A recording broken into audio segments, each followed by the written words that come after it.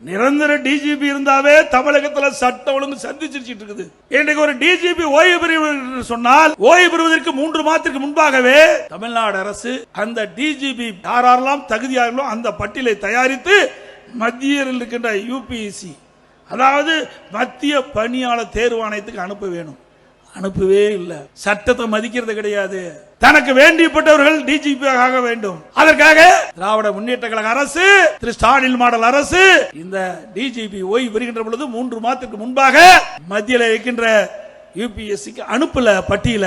பிறகு நீதிமன்ற வரை சென்ற பிறகு ஒரு பட்டியல் அனுப்புறாங்க, யுபிஎஸ்சிக்கு அனுப்புறாங்க. அந்த பட்டியல அப்பொழுதும் காலதாமமாகுது. உச்ச நீதிமன்றத்தில் வழக்கு வருது. உச்ச நீதிமன்றம் உடனடியாக தமிழ்நாடு அரசு நிரந்தர டிஜிபி நியமிக்க வேண்டும் என்று தீர்ப்பளிக்கிறது. அந்த தீர்ப்பின் அடிப்படையில் செயல்படுறாங்க. 3 பேர் கொண்ட ஒரு பட்டியல மாநில அரசுக்கு அனுப்புறாங்க. அதை அனுப்பி கிடப்புல போட்டாங்க. மீண்டும் ஒரு பொதுநல வழக்கு உச்ச நீதிமன்றத்தில் போடுறாங்க.